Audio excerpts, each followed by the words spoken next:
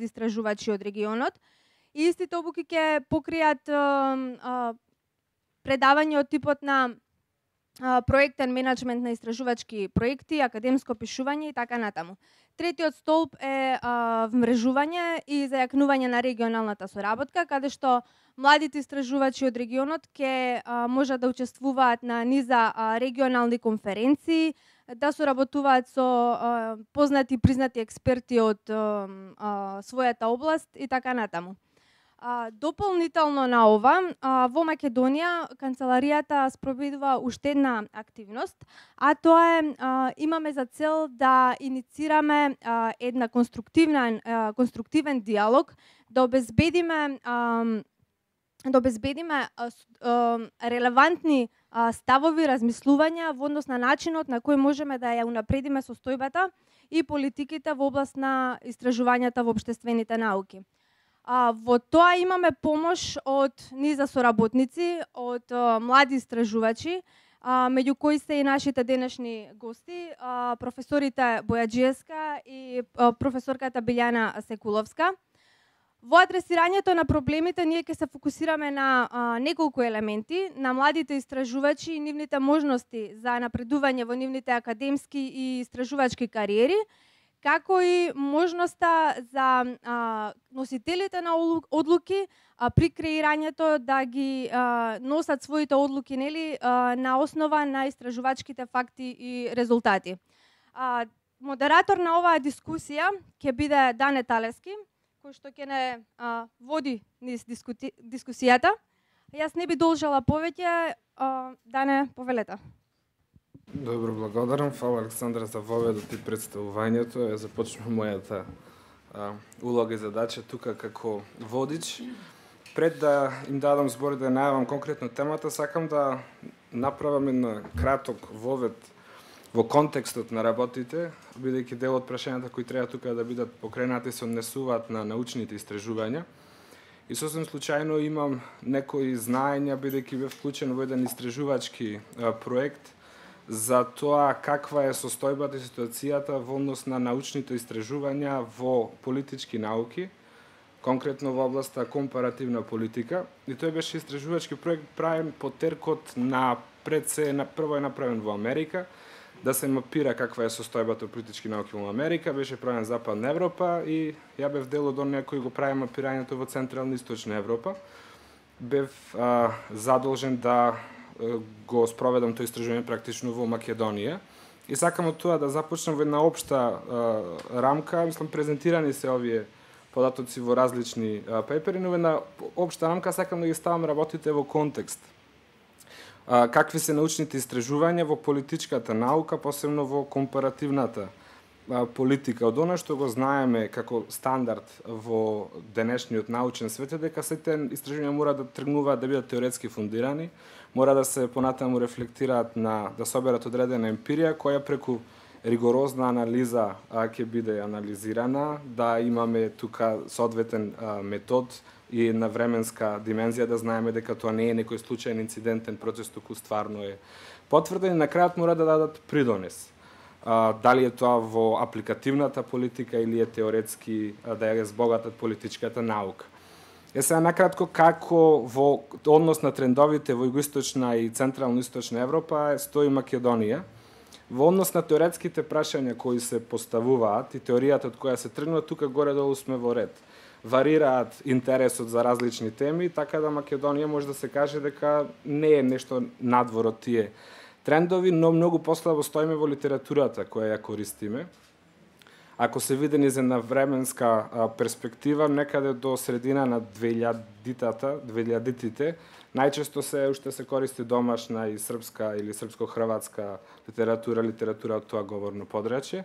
Да, од средина на 2000-тите, 2005-2006 веќе се почесто почнуваат да се земаат во предвид текстови објавени на англиски јазик, па дури на други јазици, француски, германски, хајде да речеме, странска литература. Во однос на емпиријата која што се користи, повторно кажам ова, не сакам да генерализираме за компаративна политика и трудовите од таа област, најчесто се секундарни извори, значи многу малку има нова литература, нешто да се генерира ново знаење и во однос на тоа малку ново знаење кое е креирање, односно нова емпирија, воопшто нема пристап до нив. Значи, пошироката научна заедница немаме една култура на споделување. Во компаративната политика обично работите се поставуваат во така рамка, се анализираат, се прават разни дата сетови и така натаму. И еден од стандардите во современата наука е тие да бидат широко достапни на јавноста, за да ги провери, да има една ригорозна оцена од страна на јавноста, но и понатаму да бидат од користи на други истражувачи. Тоа воопшто не го правиме. Во однос на анализата, имаше еден страшен бајас, еден страшно користење, не е ни тоа дескриптивна анализа, еден наратив, само на раскажување, кој што главно тргнува од една школа позната во политичката наука, стар институционализам. Значи ги знаеме како се институционално поставени работите и после гледаме дали функционираат во пракса или не. И ако не функционираат, проблем е до праксата, до емпиријата, бидејќи теоријата не е добра. Во оние трудови каде што има анализи, таа е најчесто дескриптивна е таа анализа. Ја имам на конкретни бројки, во предвид за 158 трудови, само во 3 имаше малце поформални статистички методи. Кога мислам поформални статистички методи, тоа е нешто повеќе од фреквенции. Значи не зборувам за мултилевел моделинг, зборувам за корелации или некакви регресии. Во 3 труда од 158 од 1990 година до 2011 година трудови објавени во Македонија. Во однос на тоа каква е временската димензија која не интересира, односно била од интерес во трудовите на овие различни автори, на 50% нејасна е таа временска димензија. Најголем дел се случуваат, знаете, не се тоа теоретски расправи, во политичката наука има и политичка теорија и политичка филозофија, каде не важат овие правила квантитативни и ова. Сосема други се методите, но најголем дел од трудовите се во англосаксонска терминологија било тоа едно literary review. Значи, се прави еден преглед на авторите, кои позиции ги заземаат, кој е про, кој е контра и на крајот обично авторот сумира заради изнесените аргументи. Моето мислење е, знаете, тоа не е еден, не дава тоа пак ме носи до последната точка во однос на придонесот, тоа не е значаен придонес. Мислам дека повторно мојата област политичка наука и ова компаративна политика има исклучително мал придонес. Ја мислам дека релативно добро ја следам она што во Македонија се создава во таа област. Придонесот на домашен план ми се чини во просек 1 до 2 книги годишно, можеби 10 авторски трудови објавени во Македонија на македонски јазик. Во однес на регионот тоа варира и е повеќе врзано, не е поврзано со некој систем, туку повеќе се поврзано со поединечни ентузијасти или можности на поединци. А во однос на светот, ова сега е курентно и важно, овие peer review журнали, impact фактори, там имаме занемарливо, сосема занемарлив придонес, на прсти се бројат. Не авторите, туку статиите кои таму се објавени. Сега зошто е ова? Ја констатирам дека таква е ситуацијата во однос на политичката наука и компаративната политика. Зошто е така? Истражувањето само по себе не се создава, потребни се предуслови. Многу се важни предусловите кои постојат во рамките на постоечките високообразовани, односно научни институции, универзитетите и центрите за истражување под тие универзитети или невладините и think танкови. Но од друга страна важна е институционалната рамка. Важен е законот, важни се бидејќи на крајот од денот низ цела Европа, мислам дека големиот тренд е најчесто средствата, парите за истражувањето доаѓаат од државниот буџет. Мислам, таа е традицијата и во нашиот регион и пошироко. Затоа институционалната рамка е исклучително важна. Ние кога ја спремавме оваа трибина, бидејќи професорки да ја зборуваат најмногу за законот за високо образование, го рефериравме често како уставот за високото образование и за научното истражување. Сега ова интересна игра со зборови, бидејќи законот беше донесен низ една процедура која што така можеше да биде потранспарентна и поинклузивна.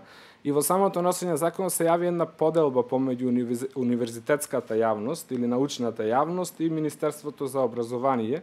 И гледаме дека таа некоја поделби до ден денеска стои. Процес е отворен по иницијатива на универзитетската јавност пред Уставниот суд и Уставниот суд се појавува како арбитер во целата таа работа. За тоа повеќе ќе ни зборува професорката Маја Бојаджиевска, која доаѓа од Филолошкиот факултет и таму е професор по компаративна книжевност, а по неја ќе земе збор професорката Билјана Секуловска-Габер, која доаѓа од Економскиот факултет, каде е професор по економска статистика, меѓународни организации интеграции и европски интеграции. Повелете. Благодарам, Дане. Точно како што заврши во уводот, дискусијата ја осмисливме така што најпрвен ќе се ориентираме, најпрвен ќе ја насочиме практично кон некое барем минимално преиспитување на постоечката регулатива во Република Македонија, односно кон анализа на степенот во кој таа регулатива ги рефлектира или им одговара на фундаменталните европски принципи на вокацијата на универзитетите како автономни институции кои произведуваат и пренесуваат знаења и култура преку истражувања, преку предавања, во која мера се почитуваат во нашата сфера принципите на неделивоста на наставата и на истражувањата, како и принципите на слободата на истражувањата и обуката. Ако навистина овде се почитува начелото за универзитетот како повереник на европската хуманистичка традиција, ќе се обидеме преку оваа дискусија, се надевам, да провериме во која мерка и дали воопшто таа постојна регулатива обезбедува рамка за зачувување на слободата на истражувањето и наставата. Сега, за да можеме по-конкретно воопшто да зборуваме за овие сфери, значи за научно-истражувачката и за наставата која е нужно сврзана, нели? За да зборуваме за унапредување или било каква можност за подобрување на состојбите, суштински треба да се позанимаваме со рамките, со контекстот на овие општествени реалии. Една важна категорија, една важна димензија на тие рамки ја чини токму овој закон за високо образование. Ни се чинеше, значи, во заедничките размислувања дека можеме овие повеќекратни, повеќеслојни активности што се предвидуваат во РРПП, ни се чинеше, значи, дека ќе ги отвориме токму со една анализа на ЗВО, а таа анализа, како што и Дане некако имплицираше, нужно треба најпрвин да почне во корелација со тие иницијативи за оценување на уставноста на овој закон. Иницијативи кои што се резултат на една веќе драматична конфронтација на академската јавност во Република Македонија со духот на овој закон и воедно отсликување на, речиси, неподелените експертски мислења дека Законот за високо образование во последните варијанти ја загрозува уставно загарантираната автономија на универзитетот и со тоа имплицитно промовира рестриктивна, регресивна, да не речам уништувачка, погубна политика во сферата на наставата и науката. Ако веќе разговараме за регулативата, нужно треба да појдеме, се разбира, од Уставот на Република Македонија, кој во член 46 ја дефинира автономијата на универзитетот како дел од долгата традиција на човекови права и статусната положба на високото образование. На тој начин, Уставот ја гарантира автономијата затоа што само така поставен универзитет со целосна автономија може да изврши својата научно-истражувачка, општествена, педагошка функција и тоа се разбира во корист на напредокот, благосостојбата и слободата во општеството. Ваквата историска придобивка, вградена во вековната традиција на европските слободни универзитети, се гледа токму тука, во најсилниот правен статус што Нашиот устав му го признава и му го гарантира на универзитетот. Тука тој се потпира, се разбира, на Лисабонската декларација на Европската универзитетска асоциација од 2007. И, според неја, под универзитетска самостојност се подразбира број 1 академска слобода, број 2 финансиска слобода, број 3 организациона автономија, број 4 кадровска автономија. Правата дефинирани во оваа декларација, што ја спомнав, се вградени во статусот на универзитетите и неодделно од тоа вградени се во националните законодавства, во регулативите на европските држави, друштво кон кое ние наводно се стремиме. Овие законодавства, како и спомнатава декларација, се темелат на вредности.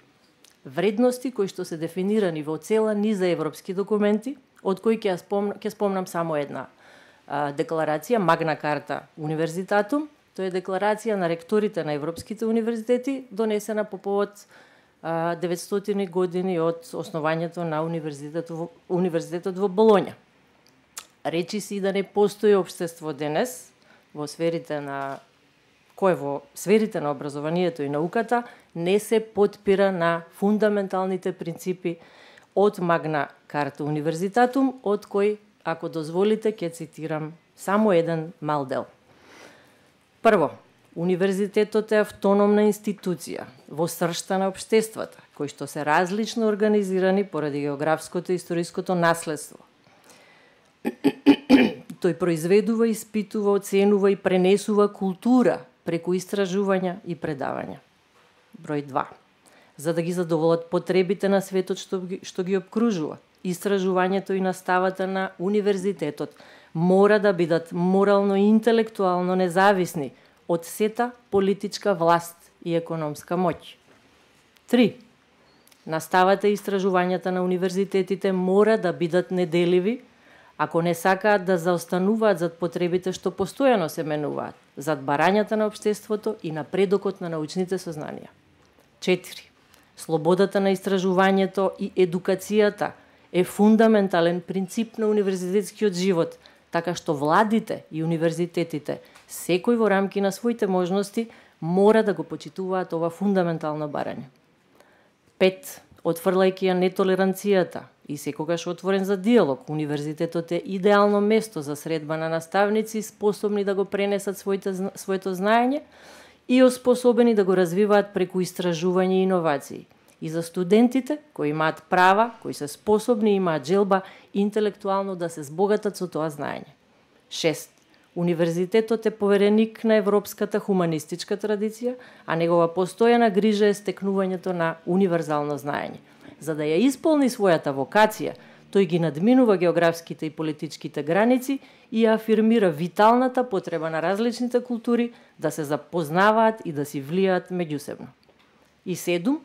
За да се постигнат овие цели, со следење на овие фундаментални принципи, потребни се ефикасни средства за да се сочува слободата на истражувањето и наставата, а инструментите соодветни за остварување на таа слобода треба да им се достапни на сите членови на универзитетската заедница.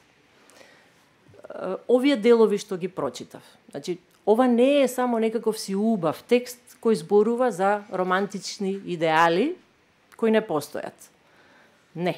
Фундаменталните принципи изнесени погоре се преточени во уставната гаранција, дури кај нас, која дава цврсти и несомнени импликации за поставеноста на универзитетот во нашето општество. Од тука, логично е дека овие фундаментални принципи и нивните уставни импликации би морало да се вградени во нашето законодавство и се разбира да бидат вградени во Законот за високо образование. Но, дали е тоа така? Дали овој веќе слободно, можам да кажам, контроверзно напишан и контроверзно донесен нов Закон за високо образование, дали тој е во согласно со Уставот и правата дефинирани во спомнатите европски декларации?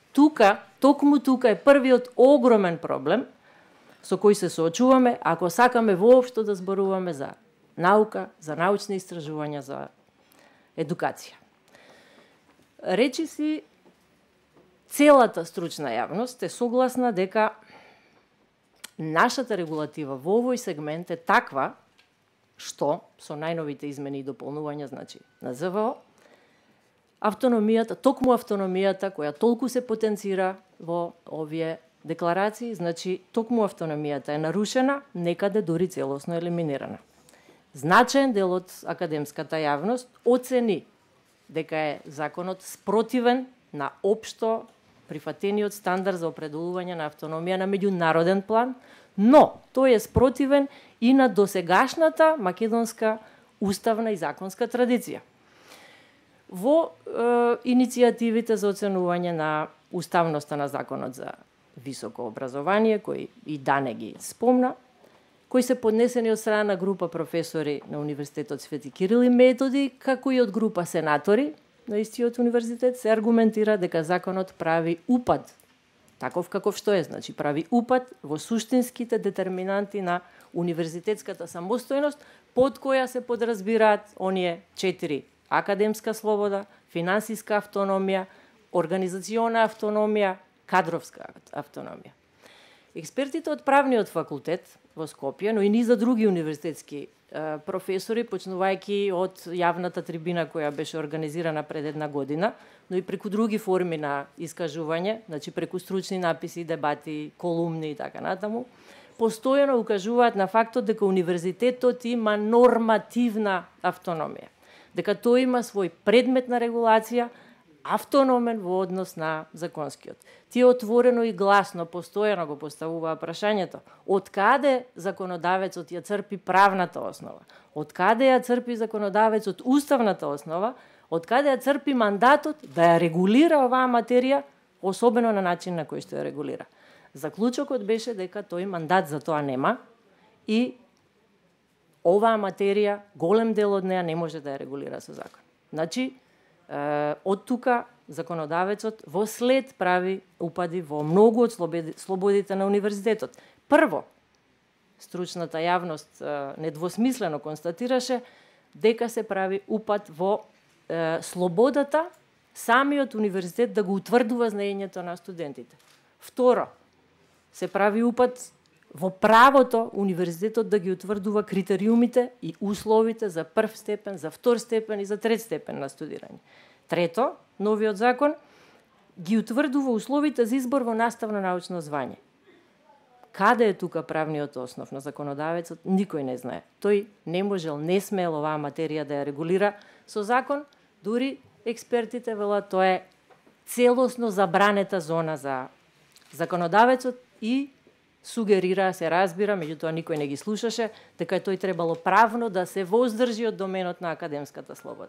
Јас се разбира, не сум правник, меѓутоа правецот на размислување е повеќе во доменот на она што јас го работам. Еве да речеме филозофски книжевен некако. Меѓутоа и како книжевен и како книжевник, човек што се занимава со тој дел од хуманистиката, можам сепак по темелно препрочитување да оценам едно својство на овој закон. Можете да замислите на што сме спаднале кога место да го анализираме Марсел Пруст, ние анализираме закон, ама добро. Значи, едно својство на овој закон: целосна неконзистентност и страшна внатрешна противречност. Тоа може да се покаже попластично преку анализа на неколку одредби кои директно или индиректно се однесуваат на наставно-научните процеси, на наставно-научната стварност. Иако декларативно ја озаконува или со устав за гарантираната автономија во своите почетни одредби, особено со членот 1, па понатаму со членовите 11, 12, 13, кои ја опишуваат содржината на автономијата, академската слобода, автономијата во управувањето, законот истите тие наводно своји принципи или подобро речено својата филозофија, пак во наводници, одлучно ја напушта во понатамошниот тек од текстот. Најкарактеристични за таа негативна, рестриктивна, ограничувачка и конечно неуставна тенденција која е особеност на овој закон се 19 члена вкупно, тоа е и бројот на вкупно оспорени членови во иницијативите пред Уставниот суд, од кои јас би сакала, ако допуштите, да посочам неколку поенти, само неколку негативни импликации во однос на оној процес кој сите не интересира овде, нели, слободното усвојување знаења и научни истражувања. Во таа смисла сосема се спорни, например, членот 69 во ставот 6 од законот, каде што се определува надворешната евалуација, да се врши под критериуми утврдени со упатство за начинот на обезбедување и оценување на квалитетот на високообразованите установи и на академскиот кадар во Македонија, кое го донесува министерот за образование и наука. Давањето надлежност на министерот за да се регулираат начините на обезбедување и оценување на квалитетот на високото образование, значи пренесувањето на надлежноста на орган на извршната власт е нешто што е суштинско прашање на автономијата на универзитетот. Значи, не, просто не смее таа надлежност да се пренесе така. Спорен е понатаму член 70. Значи, правам само избор од оние 19 кои ги спомнав.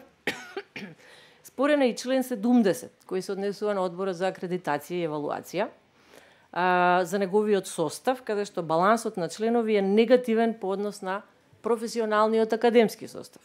Спорен е и член 72, со кој поблиску се уредуваат организацијата, работата, начинот на одлучување, како и методите за акредитација и евалуација. Во членот 72 имено предвидено е одборот, од редот на своите членови, да формира стручни комисии за потребите на вршење на акредитација и евалуација. Но со оглед на тоа што тоа тело нема целосно професионален и академски состав за да формира комисии што ќе решаваат по строго стручни прашања, прашање е како може по дефиниција нестручни лица од составот на одборот, како што се, например, владините представници, работодавачи и дел од студентите, да решаваат за суштински академски проблеми. На сличен начин е спорен и членот 77, особено во ставовите 6 и 7, каде што се гледа дека Министерството повторно презема надлежности кои по ниедна основа не му припаѓаат. Имено воведува државен електронски систем за самоевалуација и прито одлучува за содржината, за формата и за начинот на користење на тој државен електронски систем за самоевалуација. Ако знаеме дека самоевалуацијата е чисто автономно прашање на универзитетите и нивните членки, јасно е дека и тука се врши упад во автономијата на универзитетот. Министерот тоа не може и не смее да го прави. Особено вулгарно и несмасно упаѓање во материјата, која директно ги допира наставните и наставно-научните сфери, се забележува во 9-та глава од Законот за високо образование, која е насловена Академски и стручни студии. И во 9-та, но и во 10-та глава, која е посветена наставните звања и соработниците. Сега, во оваа 9-та глава, законодавецот повторно навлегува во привилегираната сфера на академската и кадровската автономија. Во член 96, например, определува критериуми кои треба да ги исполни менторот на кандидатот за изработка на докторски труд и продолжува речиси во сите 20 става од истиот член 96, тој е голем, долг е. Значи, ставови кои се однесуваат на различни допрецизирања на критериумите за менторства, дури одејќи дотаму што се пуштил во авантура да ги дефинира поимите меѓународно научно списание и меѓународни научни публикации.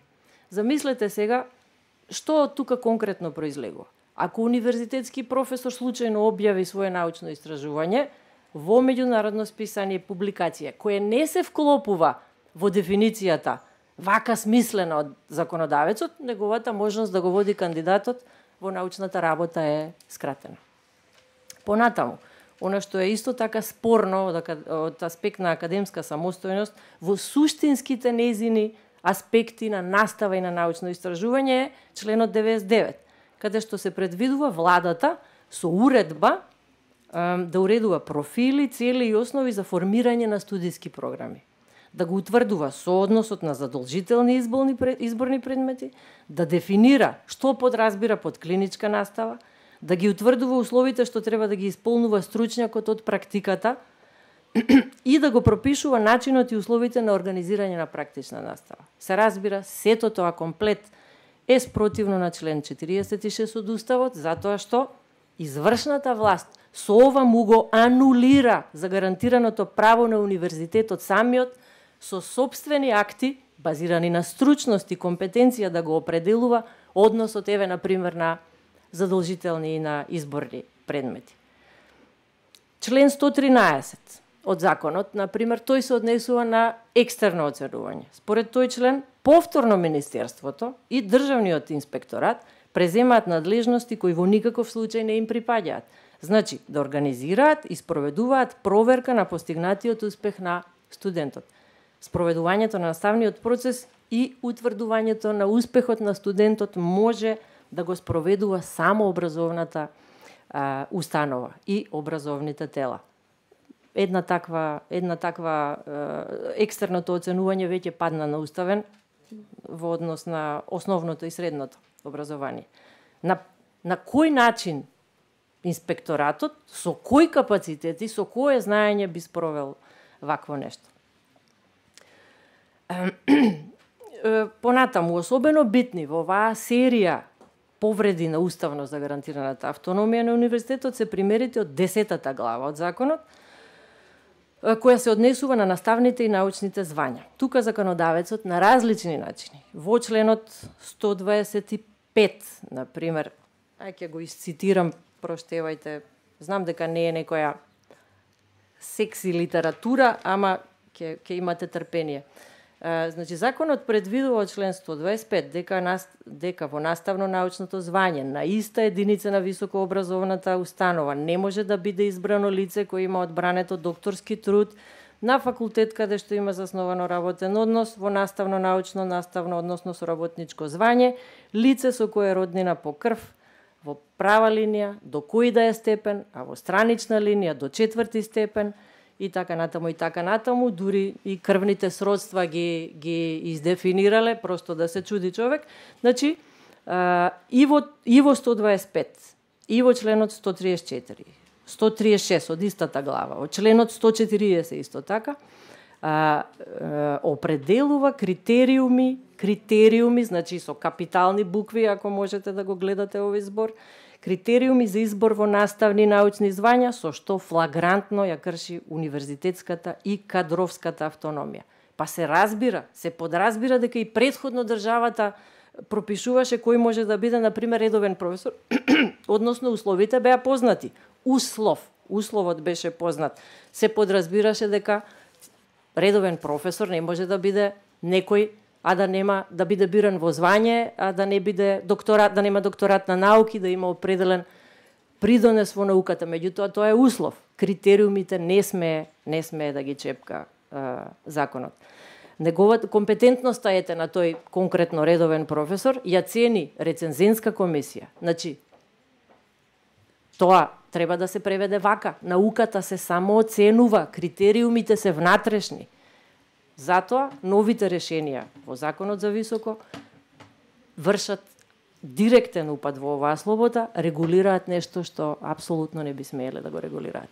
И уште би сакала да го цитирам член 140, во кој се вели дека министерот го пропишува начинот, времето и условите за престојот на визитинг професорите. Убавина. Значи, замислете, со сета почит кон самопрегорноста на представниците на извршната власт, но колку многу работа, колку многу обврски и надлежности си преземаат они на своите плеќи да работат во сфера за која немаат ниту капацитет, ниту знаење, уште помалку имаат уставна можност. Ова е тој краток избор на поенти, нели? Меѓутоа, може да се извлечат уште многу, ако се навлечете на читање на законот.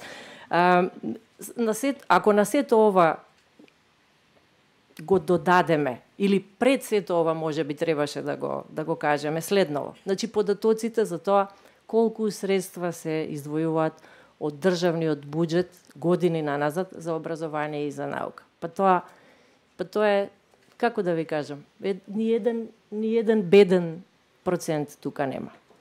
Затоа се надевам дека и професор Габер Секуловска ќе зборува повеќе. Меѓутоа, што можам јас на крајот од ова кратко излагање? Единствено што можам само да го повторам насловот на денешнава дискусија, меѓутоа во форма на прашање. Овде има прашалник? Аха. Па со едно 10 прашалници, на вистина, каква едукација, каква наука, какви научни истражувања се можни, каков слободен проток на идеи, каква размена на сознанија, каква настава, како ќе се оформува тој научен подмладок со ваков, значи, ужасно рестриктивен, регресивен и скоро погубен закон за високо образование. Дали на вистина човек да се праша, нели, која е филозофијата на вака напишаниот, што стои за тоа? Јас ви благодарам, толку за сега, па... Благодарам, но навистина интересно, баш академски да се заврши со прашање за да се отвори повеќе поле за дискусија. Ако можам да сумирам, одлично го ведовте од по широките меѓународно утврдени стандарди со консензус, предпоставувам, на европско ниво, кои се преточени и во уставот и во националните законодавства. И најголем дел вашата дискусија се фокусиравте критички на новиот закон, и ако сумарно можам да забележам, тој дека прво главниот забелешка ви е дека има преголем упад во автономијата на универзитетот и дека... Упад си е упад, мислам. Да. Екстремно голем. Екстремно голем упад, но проблемот тоа е да самата регулација е премногу обемна, детална и на крајот доведува до една концентрација на надлежностите пред се во извршната власт за сметка на ова на универзитетот. Професорката Билјана Секуловска Габер предпоставам ми даде една нова перспектива или поинаква перспектива или друга перспектива како да која ќе даде свој придонес во понатамошната дискусија. Повелете. Благодарам, Дане. Благодарам што ми давате можност да го искажам своето внимание во насока на компарацијата која што би сакала да ја направам, да речеме, тргнувајќи од нашиот закон за високо образование. Јас не се сложувам дека е нова е само последната уредба која што беше донесена 2011 година, инаку е многу стар, уште од 2008 година, и може би неговата проблематичност се огледа токму и во тоа што наместо да се изготви нов закон сите тие години, се правеле многу упади, што вели Маја, во смисла на донесување на одредени уредби, секоја за себе поригорозна од претходната, секоја за себе понеконзистентна од претходната, која што го прави гломазен, тежок за читање. Ако вие се обидете, да кажеме, да еден член го побарате каков бил во првичната негова основа, треба сите уредби да видите на каков начин тие се подобрувале, дополнувале.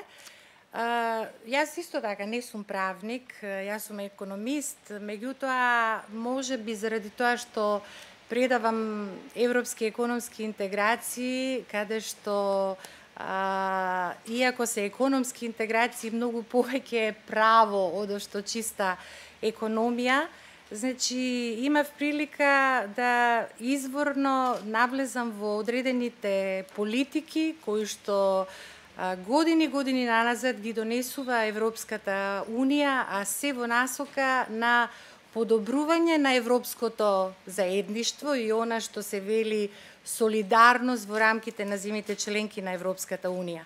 Епа сега, ако се тргне од она последното, да кажеме од Лисабонската стратегија или од Лисабонскиот договор и од последната програма Европа 2020, каде што Европската Унија зборува за потреба од паметен раст, значи до 2020 година, што значи раст, кога се вели раст, се мисли на раст на општествениот бруто производ, на раст на стандардот на населението кое што живее. Меѓутоа, паметен раст значи дека треба пред се да се инвестира во образование, во иновации, во развој. Тоа е тој паметен раст. Понатака вели се зборува за инклузивен раст. Кога се зборува за инклузивен раст, значи се зборува за пораст на животниот стандард врз база на зголемена вработеност и да кажеме социјална сигурност и еднаквост на регионално и на територијално ниво. Значи размислува не само за разликите помеѓу отделните земји членки, туку размислува и за нивелирање на разликите помеѓу регионите во одредените држави. И на крајот, она што е многу битно, а што е почнато многу одавна заради потребата од заштитата на човековата околина, е еден раст кој што почива на да кажеме зачувување на човековата околина или sustainability, она што они го викаат. Меѓутоа, ако сите тие ги ставите во една рамка заедничка, ќе видите дека фактички сето тоа се врти токму околу образованието, околу иновациите и околу развојот. Сега, што нашиот закон прави, колку се осврнува на вистинското истражување и она што за мене како професионална деформација можеби од економска статистика, затоа што прво се треба да се измери низ бројки, понатака се треба да се смести во еден модел за да можете да правите проекции и предвидувања. Ако ние знаеме дека општествениот бруто производ основно е наменет на три вида на потрошувачка. Едната е лична потрошувачка, другата е за општествени и јавни потреби и третата е инвестициона потрошувачка. Ова наше образование се наоѓа во таа општа или јавна потрошувачка, значи колку државата одвојува средства, затоа што таа е таа која што треба да одговори, сега зборувам за нашата држава како земја кандидат, која што целата своја регулатива треба да ја усогласи со европската регулатива и можеби законодавецот не е се лошо во тој закон. Има членови кои што, да кажеме, европски гледано, кога ние би имале европски услови, се прекрасни членови, како членови зборувам. Меѓутоа, за да можете вие да побарате имплементација на законот и негово вистинско остварување во нашите услови, треба да створите база. А базата како ќе се створи ако не ги дадете парите? Така да, велам професионално деформирана, јас ги побарав бројките, и жал ми е што не направив регресиона анализа, меѓутоа и овие прости бројки за индекси и за компарација од држава во држава самите за себе говорат. Од кај да почнам? Ајде да почнам прво од нашите извори, затоа што ова се јавно објавени податоци, значи не се измислени, тоа се од Министерството за образование, да кажеме колку пари се од буџетот се издвојувани за научно-истражувачката дејност, па податоците се од 2009 до 2012. Јас намерно денарите ги претворив во евра, за да можам да ви ја направам компарацијата, например, со една држава со која што заедно бевме во процесот за стабилизација и асоциација, Хрватска, која што треба да стане членка, ќе биде членка на Европската Унија, да видите како они се подготвувале во овој период, да кажеме, на почеток на преговори, ние се уште не сме ги почнале, меѓутоа искористувањето на ИПА фондовите, каде одат, колку одат. Значи, еве вака. Прво, може да се направат две споредбени анализи ако се тргне од бројките за Република Македонија. Во 2009 година биле издвоени некаде околу 2.500.000 евра за научно-истражувачка дејност, за да секоја година, 2010, 2011, 2012, драстично оди намалувањето на тие средства. Значи, од 2500 во 2012 сме достигнати само на 1 милион. Тоа е, ако сакате, точно 58,2 индексни поена намалување на средствата. Значи, секоја година. Тоа е едната анализа што може да се направи. Значи, еве ги во денари. 154 милиони и 100, 2010 100 милиони и 800, 2011 68 562, 2012 64 милиони 430. Ова се податоци од буџетот. Само за компарација, во Хрватска, во истата 2009 година, кога кај нас имало 2,5 милиона евра, кај нив имало 88 милиони евра. И кај нив има едно мало намалување, меѓутоа од 2009 од 88 милиони, во 2012 они имат 80 милиони. Па сега гледајте самите и заклучувајте. Не е ова некоја висока математика. Друго, значи, ова се сега пак податоци на ниво, да речеме, на Европската Унија, каде што имаме податоци за процентот кој што влегува за истражување и развој во бруто општествениот производ. Колкав е процентот? Сега, кога зборував за приоритетите на Лисабонската стратегија и кога реков паметен раст, Европската Унија секогаш кога донесува некаква стратегија, ова е стратегија до 2020, вели дека одделувањата треба да одат, предвидуваат до 3% за истражување и развој. Во моментот, во Европската Унија, просекот, пазете, на 27 земји членки е 2%. Ова е податок за 2010 година. Сега е 2.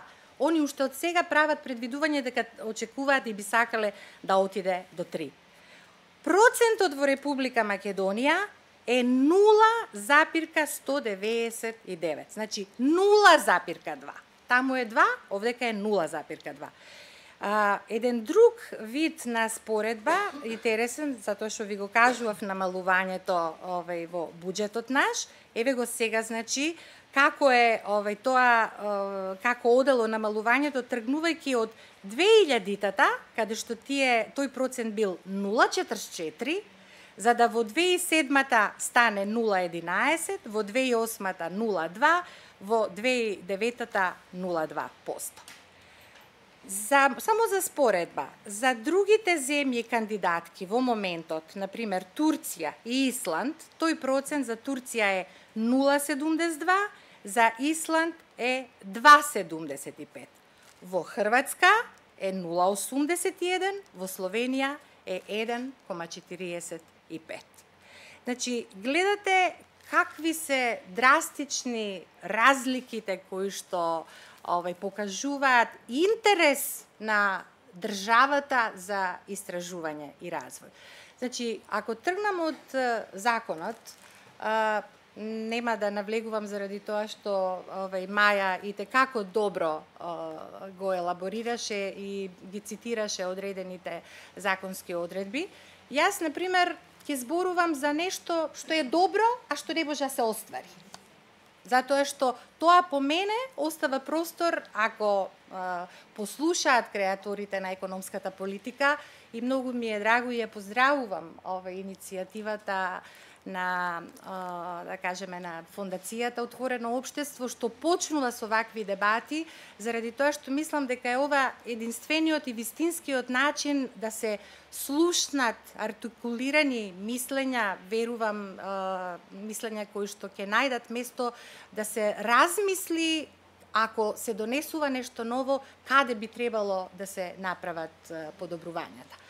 Значи, ќе зборувам, например, за членовите каде што се зборува дека секој од студентите би требало да остварува студентска пракса. Тоа е одлична идеја. од причина што ако ги погледнете исто така податоците, колкав е процентот на, да кажеме, средства кои што одат за истражување и развој финансирани од страна на државата, од страна на универзитетите, од страна на бизнис заедницата, најголемиот процент кај Европската Унија, значи, се однесува токму на бизнис заедницата. Кај нив процентот на финансирање изнесува 61,5% кај нив, додека од државата изнесува само 13,3%. Образованието, значи научните институции, 24,2%. Значи, кај нас овој образовен триаголник, заради тоа што Европската Унија тоа го нарекува образовен триаголник и тоа го анализира во своите извештаи, така да секоја година за земјите членки прави и за кандидатките прави Era Watch, прави дава извештај токму за нивото на истражувањата и развојот. Тој институционален триаголник во Република Македонија е сосема поставен наопаку. Значи, буквално како да е со врвот од пирамидата закопан во земјата, длабоко во песокот, заради тоа што кај нас процентот на инвестиции што одат од бизнисот е 21,1 само, државата 46,4 наводно, универзитетот за 32,5. Сега, овие проценти, како проценти, може помпезно да делуваат. Да речете, од целото истражување 46%, значи скоро 50% отпаѓаат на она што го дава државата. А претходно видовме колку дава. Значи, од 0,2%, колку што дава од бруто домашниот производ, 50%, што е тоа? Колкав е тој износ? И сега, членот кој што вели да одат студентите да остваруваат пракси во стопанските институции, тоа е во бизнис заедницата. Тоа е многу убаво, меѓутоа, кој бизнис кој што не е заинтересиран, едноставно само големите компании, нашите анализи тоа го покажуваат дека само големите компании се покажуваат заинтересирани за прием на такви студенти. Еве, ние на економскиот факултет преку нашиот центар за кариера веќе имаме подпишано договори и тоа се големите банки кои што тоа го прават. Меѓутоа, замислете колку е небулозен тој член кога вели дека студентот еднаш во годината по месец дена треба да обави таква пракса. На економски факултет ние имаме 4000 студенти, каде стопанството само нашиот факултет да е, а не сите други на универзитетот, а плюс на другите универзитети кои што постојат, кое стопанство со ваков степен на развој, под наводници, може да ја абсорбира таа бројка. Значи, нема ли да се доведеме во ситуација дека само тоа ќе биде она мртво слово на хартија, што викаме да ја испратиме испратницата и некој познат да се потпише дека студентот ја обавил таа пракса. Плюс тоа, зошто тоа да биде толку ригорозно да се каже секоја година? Имате студенти што студираат 4 години или 3, ако е 3+2, имате студенти кои што побавно студираат 5, 6, 7, 8, тоа значи дека 8 пати ќе треба да отидат на таква пракса. Што може да придонесе студентот од прва година? Нека оди на крајот, каде ќе може да си го после евентуално осигура своето работно место заради тоа што ќе се покаже. Да, меѓутоа, значи, не е работата само да препишете некој член, па и најдобар да е, ако претходно не сте створиле вистински европски услови за имплементација на тој закон во праксата. Или пак, еве, да зборуваме за научните усовршувања на подмладокот на факултетот. Од така наречениот стар нов закон, избришана е категоријата асистенти. Значи, постојат само стручни соработници. Ние на факултетот се соочуваме години уназад со проблем на едноставно обнова, на проста репродукција на подмладокот, заради тоа што Министерството за финансии е тоа кое што треба да ги одобри финансиските средства за да можете да примите таков подмладок. Значи, автоматски имаме недостаток на работен на персонал, се отвараат дисперзирани студии каде што сите професори мораат да одат. По законот на физиката се знае дека еден човек во ист момент не може да биде на две места одеднаш. Така да не зборуваме во какви услови работат одредени, има и факултети, ние сме привилегирани, например на економски факултет, што работиме во извонредни услови, меѓутоа сето тоа е од наши собствени средства направено. Меѓутоа има институции каде што едноставно луѓето немаат елементарни услови за работа, кабинет, компјутер, лаборатории, каде ќе ги прават тие истражувања. Ако се оптеретени со толков голем број на часови, само часови професорите, кога останува време за научно-истражувачка работа? Кога останува време да навистина напишете нешто со импакт фактор, па макар било тоа небулозата што ја кажуваше Маја, дека треба министерот да пропише што е вистински научно списание или не. Понатаму, да кажеме, не постои можност или флексибилност околу вистинската мобилност и признавањето на одредени кредити кои што ќе ги донесат студентите на база на посета на летни школи, на семинари. Значи, вон институционалната активност не е регулирана како таква, барем за сега. Така да, овие се, би рекла, елементи кои што верувам дека законот, барем одредените членови, ќе најдат своја позитивна разврска пред Уставниот суд и искрено се надевам дека тогаш кога ќе се прави новиот закон, ќе се има во предвид она каде навистина ние тежиме, кои се нашите заложби ако сакаме да станеме еден ден член на Европското семејство, од причина што да речеме нашиот придонес би бил во насока на онаја така наречена циркуларна мобилност на работната сила, за која што исто така се залага Европската комисија, значи токму со можност не само наши професори да одат или студенти во странство, туку и други странски да дојдат кај нас, а ќе дојдат само ако сме конкурентни и ако отвараме можности за научни истражувања.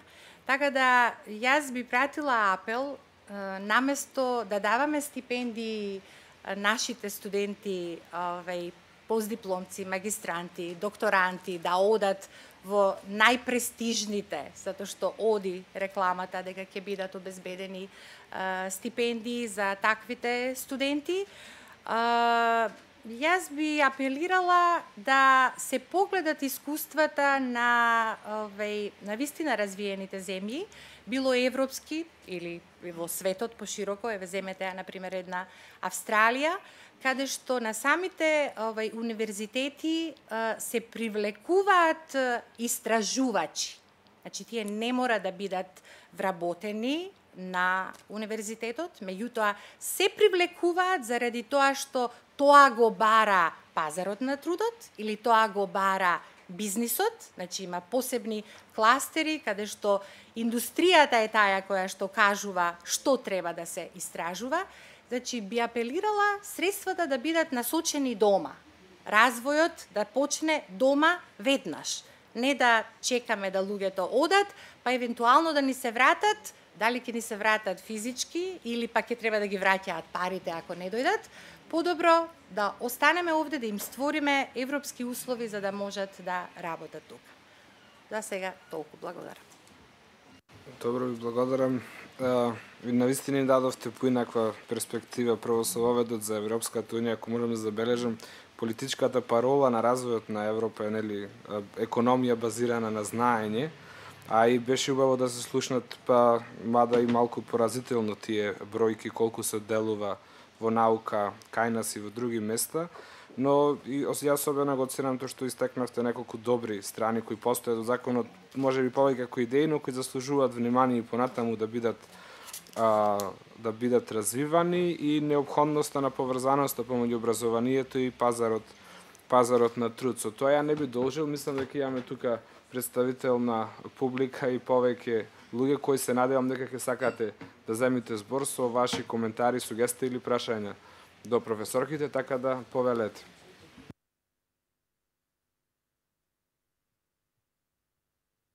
Само ќе ве замолам да се представите пред вашето обраќање на кратко. Тука првиот ред.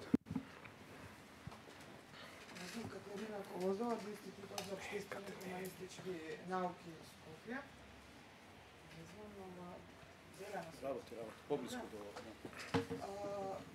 Само сакам да веднаш на почеток од дискусијата да разбијам магијата која што произлегува од тоа фамозно зборче импакт фактор.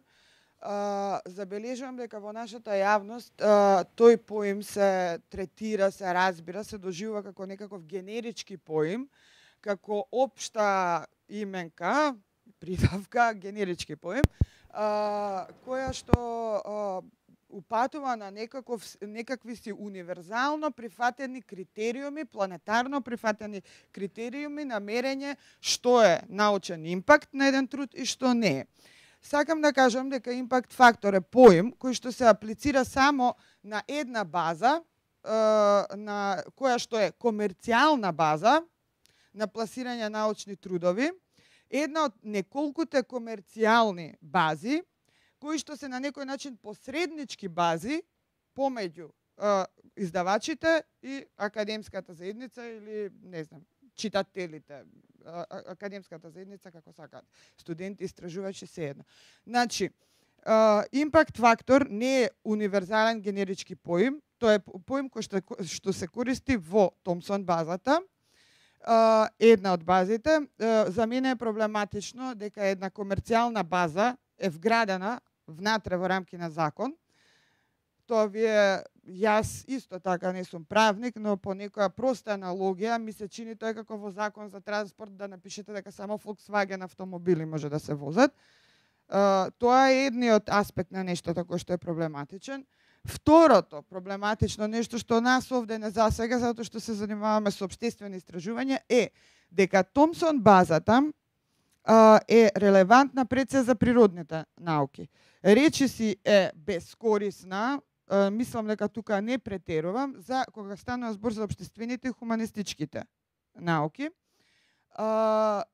Например, ако имате рангирање за општествените и хуманистичките науки, Палгрейв, Макмилан, Ратлич и Сейдж дека се најрелевантните издавачи, тие воопшто не ги пласираат своите изданија во Томсон базата. Например, имате, сигурно сите овде го знаеме, Славој Жижек. Неговото име воопшто не се појавува во Томсон базата.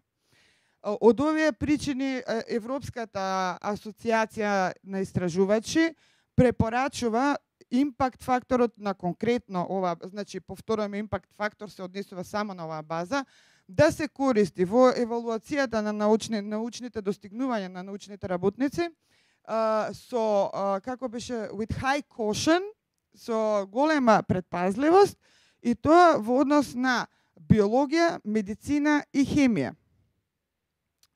За останатите е, речиси, нерепрезентативна за останатите науки, особено овие што нас не засегаат. Исто така, издигнувањето на статијата наспроти книгата е повторно перспектива на природните науки. Тоа значи дека тој што го советувал законодавецот ги застапувал исклучиво критериумите и интересите на природните науки. Обштествените науки не се земени во обзир, ниту нивните стандарди, ниту параметри на мерење, успех и слично. Бидејќи статијата е важна за природните науки затоа што представува еден вид на рапорт за експеримент, да речем. Авторството е нешто што е важно за обштествените и хуманистичките науки и тука секако дека е книгата поважна. Очигледно дека прво бидејќи книгите не можат да влезат во Томсон базата, ако вие издадете книга во Оксфорд University Press, нема како да ви се вреднува тоа. Со статусот на безмалку Мојсиевите таблички во кои што се врежани заповедите, тој статус е практично доделен на овој импакт фактор и на оваа база и на тој начин се оневозможува мерење на еден куп релевантни форми на академска успешност кои што се просто немерливи според тие стандарди така вградени во законот.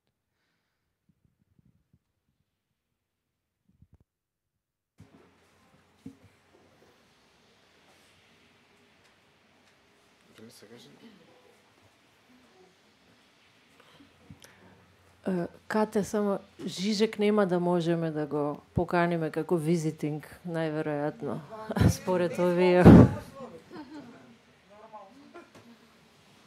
Мимоза Ристова од Природно-математички факултет. Јас, она што сакам да ви го кажам е дека оној милион што го спомна професор Габер Секуловска, дека е во 2011 инвестиран во науката, во научно-истражувачките проекти. Во нивните ЕСАПи веројатно ќе се појават 80 милиони во лабораториите кои што ги инвестира. И навистина во отчетот ќе видите дека тие навистина инвестира и јас со своји очи ги видов инструментите како стигат по филијан лаборатории кај филијан професори, може би и некој залутан неутралец, меѓутоа тоа се случи и навистина го има тоа. За жал ваквото нешто што го вложија во науката нема никаква смисла. Нема смисла исто како што нема смисла да му дадете на некој снопче банани и тоа да му го фрлите во септичка јама и да го извлекува сам за да го јаде потоа. Така и они дадоа пари за лаборатории, не дадоа пари за истражувачки проекти, не дадоа пари за хумани ресурси за подмладок и не дадоа никакви средства за почетни потрошни материјали кои што се врзани со фундаменталните науки. Дојдоа голи голцати инструменти луѓето се обучија да работат со нив и веќе замре делот од ентузијазмот кој што беше кај сите нас кои што ќе се јавеа како потенцијални корисници на тие инструменти и на таа светска наука која што ние ќе ја бркавме со тие инструменти. Значи, 80 милиони евра што они на тендери ги набавија инструментите. Тие инструменти ќе ги отплаќаат со договори на 3 години, на 4 години. Тие ќе ги прикажат како инвестиција оваа година, а тие се сепак 4 рати отплатени.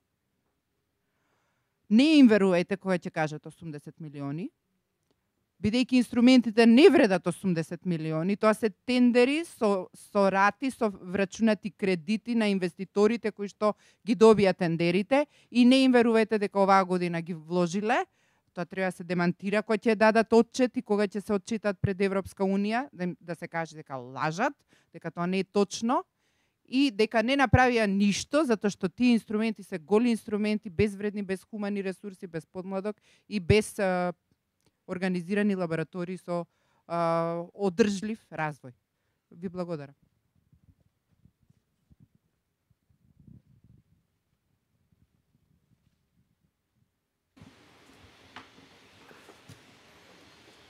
Ванка Повели.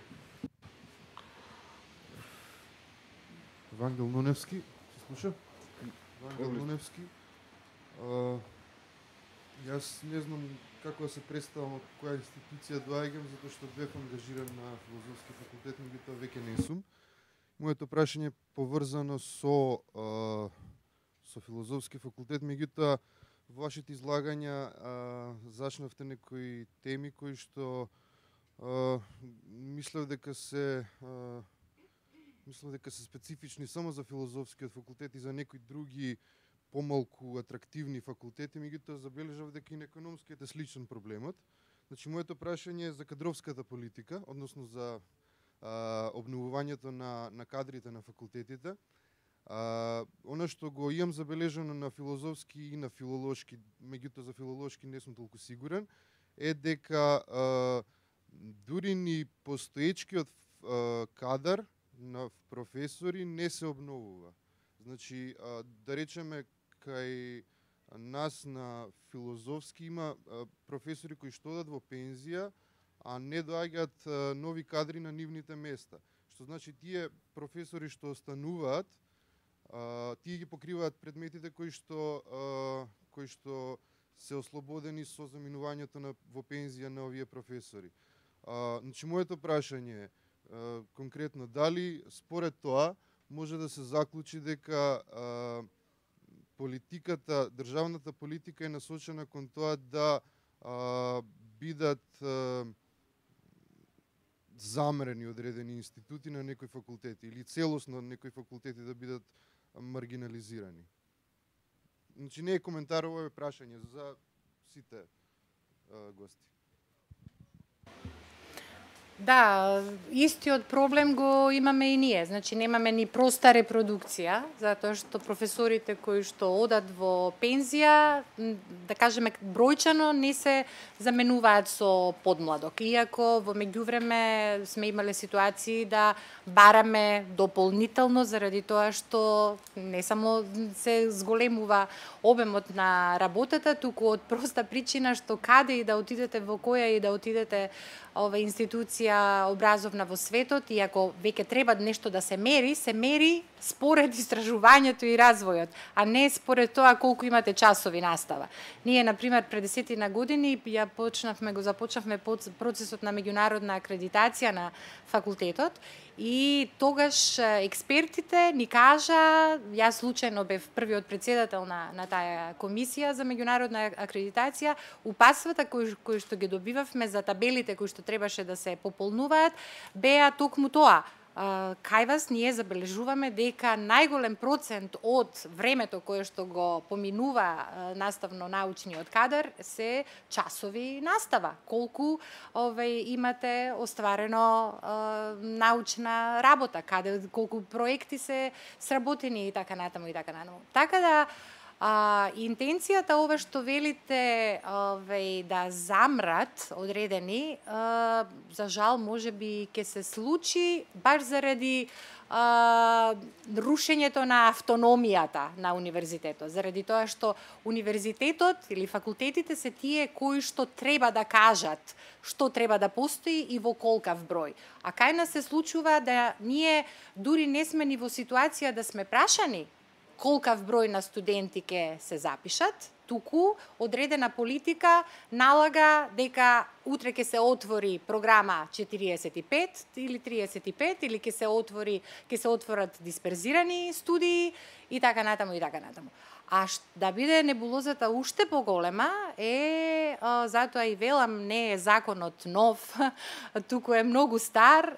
Уште од 2008 година во него јасно околу финансирањето се вели дека треба да постои совет за финансирање. До ден денеска тој совет не е конституиран. Сега, како може да законодавецот биде толку загрижен за одредени рушења на, да кажеме, непочитување на одредени одредби, па да се залага за тешки глоби кои што треба да ги плати одредена институција ако прекрши одредени одредби, а од друга страна не го формира советот каде што основно во неговиот состав, меѓу тие 15 члена, треба да бидат представници од високообразовните институции кои, ако ништо друго, токму ќе дискутираат за потребата како ќе се дистрибуираат финансиските средства, каде тие ќе се упатуваат, колку ќе треба да се оддели од буџетот. Кој нас не прашува? Или тргнавте за книгите, зборувавте. Како литературата сега е основна литература која што е препорачано дека треба да биде давана на студентите, оние силни наслови на преводи, од кои што огромен дел воопшто не можат да се читаат. Така да, зошто некој би вложувал во набавка на литература или вас да ве стимулира, ако предходно била донесена одредена одлука дека треба. Така да...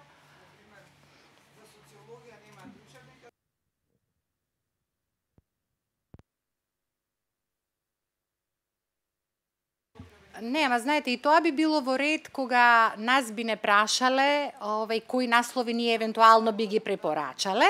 Например, зошто да не? Јас и како би препорачала на студентите и да би имале увид како е тоа преведено, затоа што ако имате толку ниска цена, каде што во тендерот треба да биде избран оној кој што нуди најниска цена, барем тие кои што се бават со превод знаат каква макотрпна работа е тоа и дали можете вие да платите само колку е сега страница на таквите преводи. Не знам, слушнав некои страшно небулозни. Мислам дека ја бидејќи владата се покаже и како издавач, нели, како преведувач и се, мислам дека ја симна цената страшно на евро и пол страна. Сакав, ако дозволувате, уште еден дел од одговор кон младиот колега Вангел Ноневски, така беше. Ситуацијата е, ако е таква на филозофски, како што ја пишавте, иста, може би полоша е на филолошки, значи не постои начин да се распише конкурс за работно место. Работните места за асистент, да речеме, за подмладок, работните места и на филозофскиот и на филолошкиот, и оние што постоеле, значи пензионирани професори, имаме случаи на рано починати професори,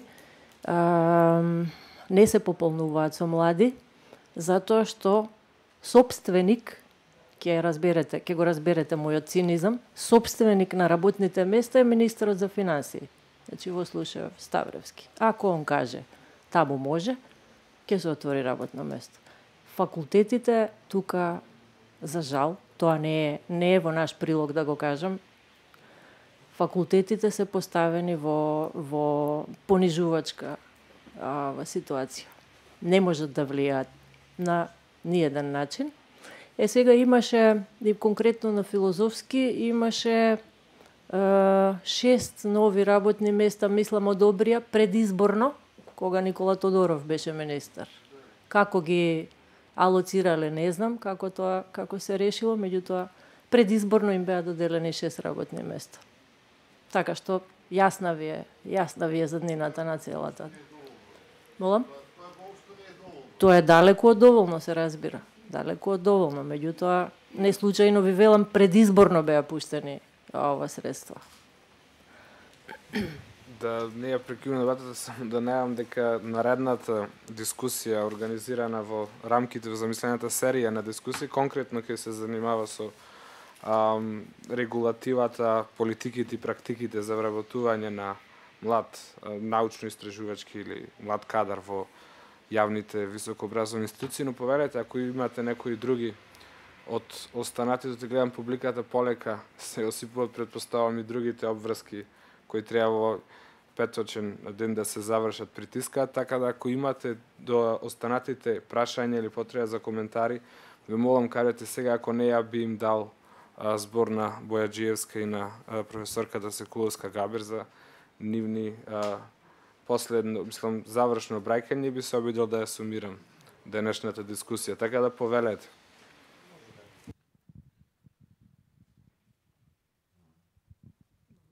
Добро.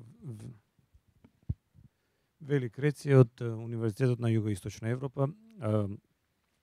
Само сакав да се навратам на она што кажа колешката Маја околу членот во Законот за високото образование за асистенти и соработници. Значи, ново стар закон предвидува соработници, а до сега имавме асистенти, сега веќе не постои асистенти.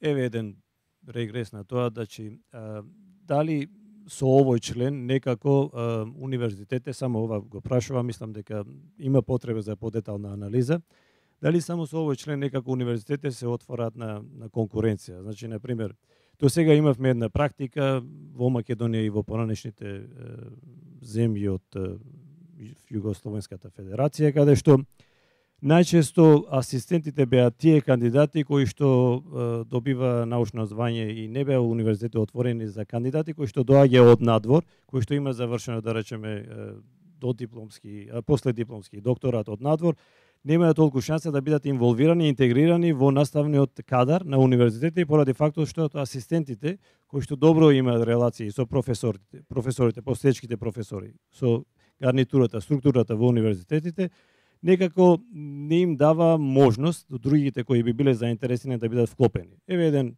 конкретен пример од другите земји, како што е САД, каде што они налагаат на своите студенти кои што докторирале на нивните универзитети, во првите 3 години немаат право за конкурирање на истиот универзитет, но после 3 години, така е регулиран, не со закон, се согласувам, не треба со закон да се регулира, но после 3 години они можат да се вратат во моментот кога ќе се докажат во пазарот дека се добри и се најдобри. Ово оди во прилог на самиот универзитет или институција дека тие некако своите продукти или асистенти налагаат сами да излезат на надвор и да се докажат дека ние имаме најдобри студенти или најдобрите се наши се вработени во другите институции. Во моментот кога ги чувате вашите асистенти во самата институција, каде што има завршено магистерски, докторанти, некако ми звучи дека не е подложен на конкуренција. Не знаеме колку добар е. Еве, сега само за дискусија. Благодарам. Само ако може да собериме, ако има и други прашања. Повели.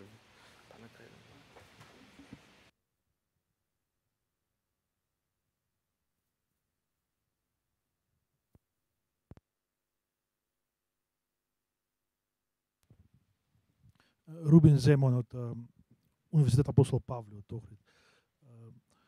Сега не знам дали е тоа поврзано баш со законот или е поврзано со оценувањето од ТКТ системот, меѓутоа сметам дека полека и квалитетот на знаење на студентите опаѓа со ваков вид на настава, со тоа што јас сум професор по општествени хуманистички науки исто и веќе сме на некој начин водиме борба, и дали со нашиот ректорат, дека и ние сме принудени да им даме на студентите за завршен испит да биде текстуално на некој вид на квиз, а каде што очигледно не можам воопшто да ја процитам колку студентот влада која му давам нему за завршен испит или за мидтерм или што го имате и колоквиумски испит од тест, нели, а не да те усмено се изрази. Дали е тоа, значи, прашање од законот произлегува, пошто не сум го проучила многу законот, или тоа доаѓа од ТКТ системот, дали навистина има начин да ние од општествените науки барем тоа на некој начин да го подигнеме самото оценување на студентите, да видиме дали навистина студентот заслужува таа оценка која што не покаже, нели, од тестот, кој што малку не знае, после има препишувања тука, нели, не може тоа се контролира многу и воопшто би само и оценувањето не е задоволително во секој случај. Благодарам. Други дополнителни прашања, коментари, сугестии, ако има некој позади, бидејќи тука е малку гужва, не можам да баш добро да видам. Добро. Јас сум Зоран Ивановски, професор сум во моментот на Универзитетот за туризам и менеджмент во Скопје на Економскиот факултет и визитинг на Универзитетот во Југоисточна Европа. Претходно бев ректор на Европскиот универзитет. Ги сослушав внимателно и сосема би се сложил со она што го изнесоа професорките денеска. Исто така би сакал да дадам свој осврт во однос на прашањето кое денеска стои пред нас, значи какви научни истражувања настава овозможува законот. да дадам и мислење зошто е тој така направен или која е генерално идејата на законодавецот да упаѓа во автономијата и да детално пропишува што треба и што не треба да прават универзитетите. Значи, првично, ако ги читаме оние дополнителни критериуми, испаѓа дека законот баш ги мотивира, ги тера професорите и вработените на универзитетите да се бават повеќе со наука, што де факто е и невозможно ако после прочитате дека дополнителен критериум со правилникот за оптовареност на професорите е 4 предмета по семестар. Значи, во моментот имате ситуација дека на еден факултет му се достаат 3 професора. Ако во секој семестар имат по 4 предмета, значи 3 по 8, 24, тоа е у просек за 3 години за додипломски студии доволно. Ако тие професори толку треба да работат, каде е времето да се бават со наука? Бавењето со научно истражување од аспект на финансиите, јасно го кажа мојата кога студирав асистентка, а сега професорка Билјана. Јасно е дека истражувачите можат да очекуваат финансирање само од надворешни програми. Нашата држава, иако и мојот колега заедно седевме у клупа министерот на факултет дека бевме Ставревски, знае дека најдобрите инвестиции се во образованието, сепак тоа де факто не го прават. Знаеме каде е фокусот на инвестициите денеска кај нас. Од друга страна, што колешката загатна као прашање импак фактори, меѓународни списанија и публикации, многу интересно ако оние кои се бават со економија или финансии пробаат да објават со импак фактор. Цените се астрономски, нормално во поедини списанија 2500 фунти, 1500 долари, тоа е се, нели, само за да аплицираш без никаква сигурност дека ќе биде објавен трудот. Дефинитивно нашите професори се во тешка ситуација, колку и добро да го познаваме ние англискиот јазик, тешко дека можеме да напишеме и да се изразиме баш како што можат нашите колеги професори на кои тоа им е мајчиниот јазик, тоа се разбира. Така да дефинитивно се наоѓаме во тешка ситуација ако сакаме реално да го покажеме своето знаење во тие научни кругови кои се меѓународни. Зошто е овој закон вака направен? Јас ќе ви кажам своје искуство затоа што сум еден од тие што го создаваше приватното високо образование од самиот старт. Значи, законот и измените се направени се со цел тој систем на приватното образование да се ограничи, да се намали неговото влијание и оној маркет шер што го направи веќе и го имаше во високото образование.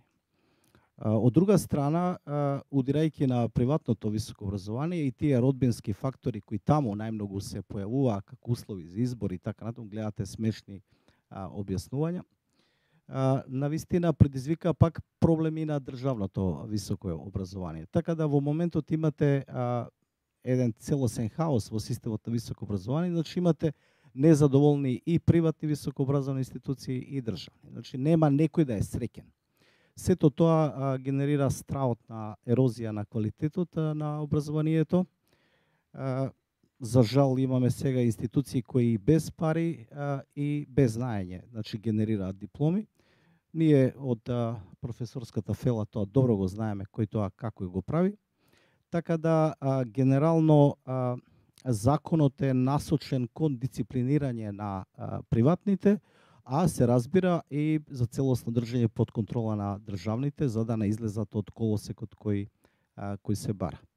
Оваа пракса сега гледам дека продолжува и во останатите сегменти во општеството, да не мислиме дека сами ќе останеме. Гледам дека и со Законот за здравство овие добри поднаводници практики и таму се пренесуваат. Идејата беше да стекне овој форум тука денеска впечаток дека не е само повредено државното високо образование, напротив, со овој и ваквите потези на владата имаме целосно рушење и на системот на приватното високо образование. И благодарам. Благодарам вам, стварно беше интересен придонес да се чуе, повелете. Здраво. Мартин Галевски, студент.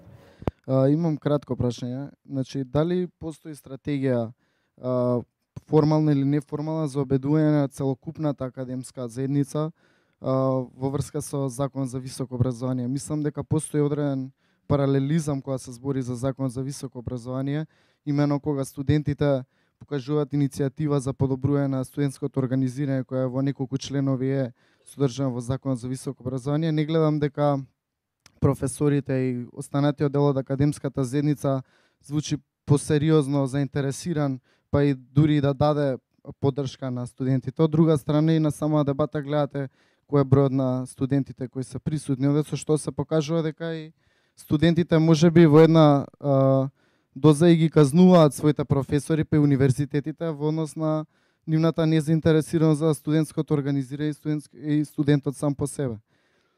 Па тоа ме интересира, значи наместо некој вид на паралелизам кој јас го чувствувам во действувањето и критикувањето на она што треба да се смени во високото образование, дали има некоја посериозна стратегија за обединување на тие сили, веќе и од студентска перспектива, не само во однос на автономијата на универзитетот и како треба да се делува и има што да се смени.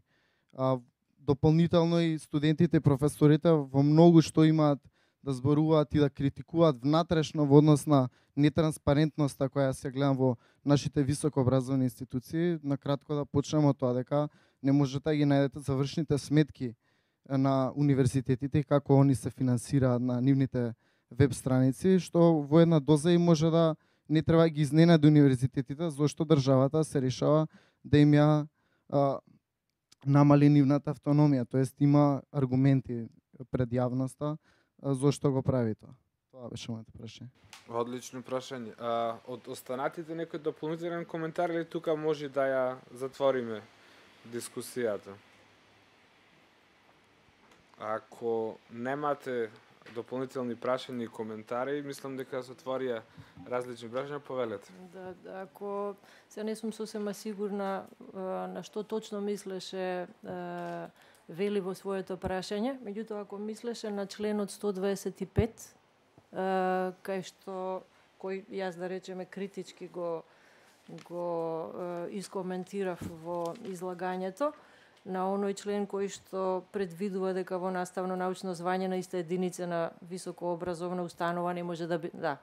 Значи, вашето прашање беше од прилика, нели, гледам нешто позитивно сепак тука, затоа што имплицитно, затоа што имплицитно тој на некој начин овозможува конкурентност, така? Проблемот со тој член не е во суштинска во оваа смисла, суштински, проблемот со тој член е спротивен на Уставот. Во Уставот, според член 9 од Уставот, граѓаните се еднакви во слободите и правата, нели? Член 32 став 2 од Уставот вели на секому под еднакви услови му е достапно секое работно место.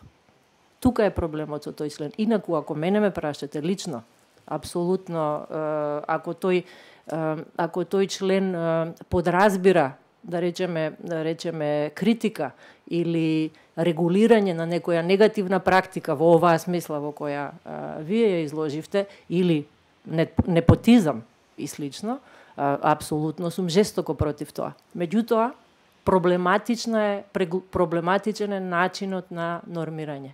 Просто не можел законодавецот да си дозволи да нормира вака, затоа што се коси со уставните одредби од член 9 и од член 32 став 2. Тоа е. Ако може да додадам само нешто во врска со ова прашање пред да одиш на ова другото. Потполно се согласувам дека треба да има конкуренција, здрава конкуренција, меѓутоа здрава конкуренција.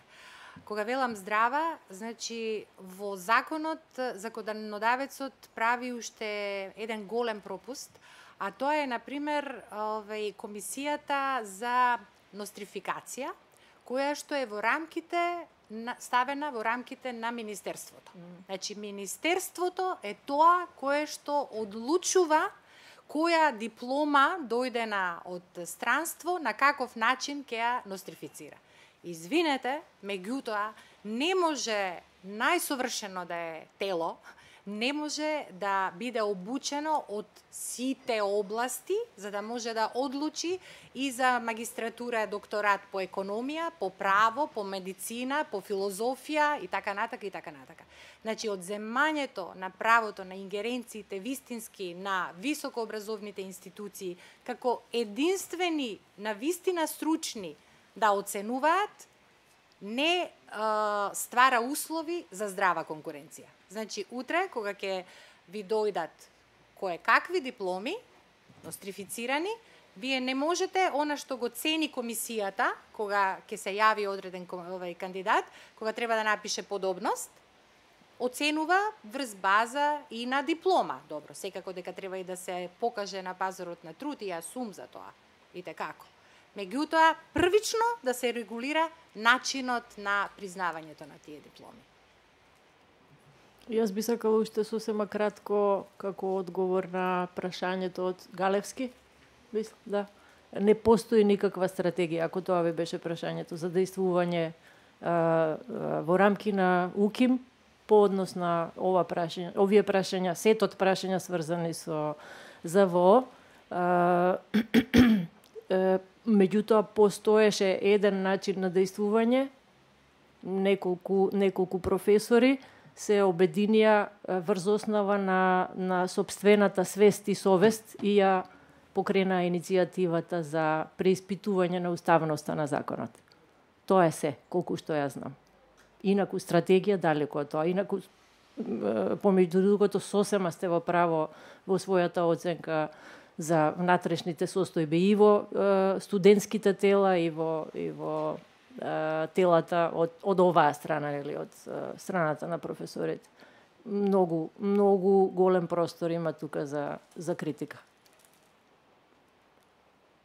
Да се надоврзам и јас, ако може, во врска со тоа прашање, за жал не важи кај нас максимата разедини па владај, туку напротив дојдовме до онаа обратна, како што триаголникот е наопаку поставен, така и кај нас централизирај па владај. И разединетоста која што и како имате право кога ја увидувате во рамките на академската јавност, јас мислам дека се огледа и кај студентите, како и во сите сфери воопшто, дека се разединети. Меѓутоа би кажала дека тој начин на централизирање може би е и причината за губењето на автономијата. И сакав да го искоментирам прашањето, коментарот на колегата од Павле, во Апостол Павле, во врска со вашето гледање на квалитетот на, да кажеме, оценувањето, се додека постои таков начин, да речеме, на прием на кадри, каде што имаме недостаток на кадар, ќе се соочиме со ситуација дека навистина го девалвираме знаењето и успехот. Затоа што кога би биле ставени во ситуација навистина да можеме да имаме мали групи на студенти со многу извршители, со слободен избор на професорот, со оценување на професорите кој вас ќе ве избере вистински, дали имате право, дали треба да останете на универзитетот или не, тогаш нема проблем. Јас имав искуство во Америка кога дојдовме на завршниот испит, професорот едноставно доцнеше едно 15-20 минути, ние мислевме дека заборавил и доаѓа после 15-20 минути, вака само ни ги фрли пополнетите, како се викаат, да, и рече, денеска нема да полагате. Како нема да полагаме? Па јас ве оценив, затоа што цел семестар фактички сме работеле постојано под негова присмотра. Он точно знаеше кој колку знае. Не може вие само на еден тест одеднаш да станете генije или да добиете помрачување па да не напишете. Така да тоа е успехот на квалитетното образование. Бројката, а за бројка се потребни пари. Добро и благодарам. Закажа прво и почнал, ама вели замина. Во Германија не може да бидете, и во Германија за да станете универзитетски професор треба двоен докторат. Тие го бранат тоа нивното начело на хабилитација, што е практично втор докторат и не менуваат за добро или за лошо, мислам дека е лошо, али anyway. Зборот ми беше има правило непишано, не можеш да бидеш професор таму каде што си хабилитирал. Значи тој универзитет до крајот на животот не те прима во свој наставен кадар. Ама Германија има мисле чини над 100, околу 110-112 универзитети.